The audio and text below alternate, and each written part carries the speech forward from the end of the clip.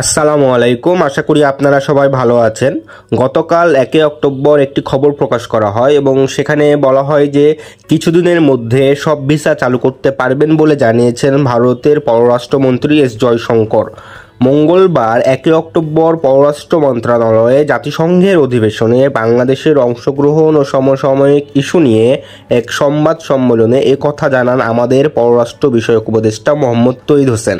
আমরা জানি যে কিছুদিন আগেই ভারতের পররাষ্ট্র মন্ত্রণালয় থেকে একটি বিবৃতি প্রকাশ করা হয় এবং সেখানে বলা হয় যে বর্তমানে মেডিকেল ভিসা ছাড়া এবং কিছু এমার্জেন্সি ভিসা ছাড়া অন্য কোনো ভিসা বর্তমানে ভারত বাংলাদেশকে ভিসা প্রদান করবে না। কিন্তু গতকাল 1 অক্টোবর এই খবরটা নতুন করে প্রকাশ পায় যে কিছুদিনের মধ্যেই সব ভিসা চালু করতে পারবেন বলে জানিয়েছেন এবং এরকম একটা আশাবাদ প্রকাশ করেছেন ভারতের পররাষ্ট্রমন্ত্রী এস জয়শঙ্কর।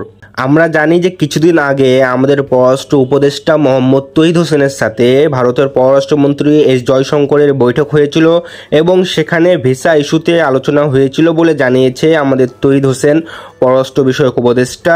তিনি বলেছেন যে ভারতের সাথে ভিসা নিয়ে একটু আলোচনা হয়েছে এবং মেডিকেল ভিসা চালু আছে সেটা জানিয়েছে। ভিসা দেওয়ার অনেকে এখন ভারতে চলে গেছেন। তারা ভারত আশা করছেন যে কিছুদিনের মধ্যেই চালু হবে সব ধরনের ভিসা এবং তারা আশাবাদ ব্যক্ত করেছেন যে সব ধরনের ভিসা চালু করতে পারবেন, হয়তো বেশি দিন লাগবে না। এরকম একটা খবর মোহাম্মদ তৌহিদ হোসেন আমাদেরকে জানাচ্ছেন আজকে 1 অক্টোবরে জানিয়েছেন। সেখানে বাংলাদেশ ও ভারতের সম্পর্ক নিয়ে আলোচনা করা হয়। দুই দেশের মধ্যে সুসম্পর্ক বজায় করা খুবই জরুরি, সেটা দুই দেশের স্বার্থের জন্যই জরুরি, বাংলাদেশের স্বার্থ, ভারতের স্বার্থ, এবং এই দুই দেশের সম্পর্ক নিয়ে বেশ কিছু আলোচনা হয়েছে সেদিনকে।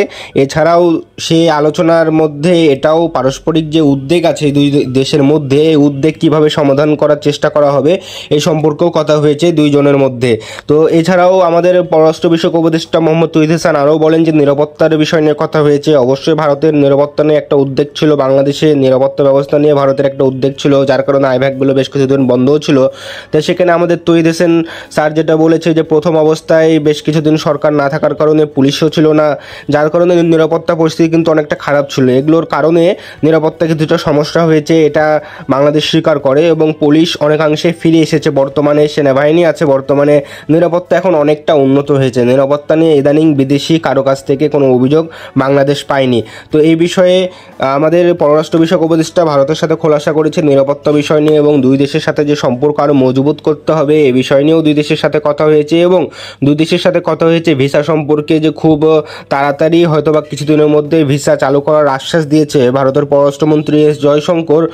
যদিও আমি ব্যক্তিগতভাবে মনে করছি যে এত তাড়াতাড়ি ভারতের ভিসা শুরু হবে না, তবুও এই নিউজটি একটি পজিটিভ নিউজ এবং যদি এই নিউজের 15 দিন বা 20 দিনের মধ্যে আরও কিছু পজিটিভ আলোচনা হয় তাহলে হতে পারে যে বাংলাদেশ এবং ভারতের মধ্যে সকল দ্বন্দ্ব মিটে যাবে এবং ভারতের ভিসা বাংলাদেশে আবারও চালু হবে এবং বাংলাদেশের আইনগত ব্যবস্থা এই 20 দিনের মধ্যে আরও উন্নত হবে আশাবাদ ব্যক্ত করছি। ধন্যবাদ সবাইকে, সবাই ভালো থাকবেন, সুস্থ থাকবেন। আসসালামু আলাইকুম।